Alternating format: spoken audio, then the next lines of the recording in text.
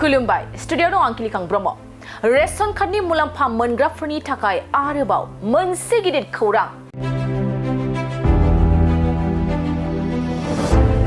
नोंथांनि नखरनि सोद्रोमाफ्रा रावबो रेशन कार्डनि मुलाम्फा मोननायाव सोफाजायाखै नामा नखरनि साफ्रोमबो सोद्रोमाफ्रानो रेशन मोनगोन नंगौ कार्डआव मुं दोनजानाय मोनफ्रोमबो नखरानो रेशन मोनगोन आरो मुं गैयै सोद्रोमानि मुंखौबो रेशन कार्डनि मुलाम्फा मोनग्रानि गेजेराव सोफानो हागोन बेनि थाखाय नोंथाङा रेशन गलादारजों सोमोन्दो लाखिनांगोन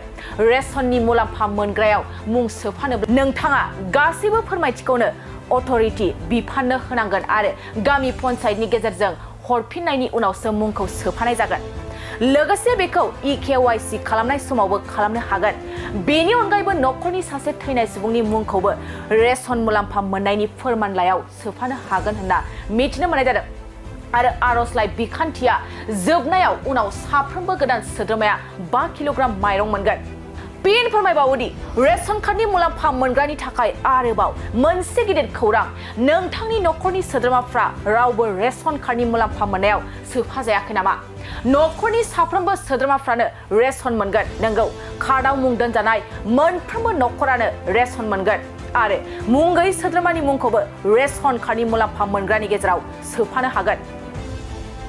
गोजोनथाव खौरां नोंथांमोननि थाखाय लानानै फैदों MRM मेमोरियेल हस्पिटालाव गोबां बेमार फाहामथाय होनायनि खाबु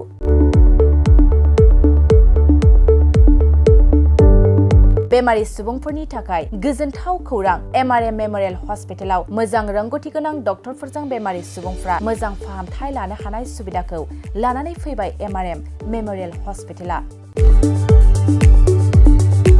क'क्राझार सहरनि पुलिस पइन्ट आरो अमश्री हटेलनि साखाथियाव थानाय बयजोंबो मिथिसारजानाय MRM मेमोरियेल हस्पिटाला गोबां फेसिलिटिस खाबुफोर फोसावदों MRM मेमोरियेल हस्पिटालनि फेसिलिटिफ्रानो जाबाय critical care medicine emergency medicine paediatrician pathologist general medicine diabetologist OBS and gynae cardiology general surgeon neurosurgery advance laparoscopic ENT surgery department ophthalmologist surgical gastroenterologist neuropsychiatry onco surgery department dermatologist, orthopedics, residential medical officer, inter-facility unit, physiotherapy, radiologist, histopathological department, urologist, emergency department, CT scan, X-ray, pathology department, vaccinator department आरो MRM मेमोरियेल हस्पिटालाव 24 घन्टा जेब्लाबो खुलाय थागोन लांलाय लाबोलायनि एम्बुलेन्सनि सुबिदायाबो 24 घन्टा थागोन गोबां मिथिनो थाखाय नैबे 9854081948 936 550 2048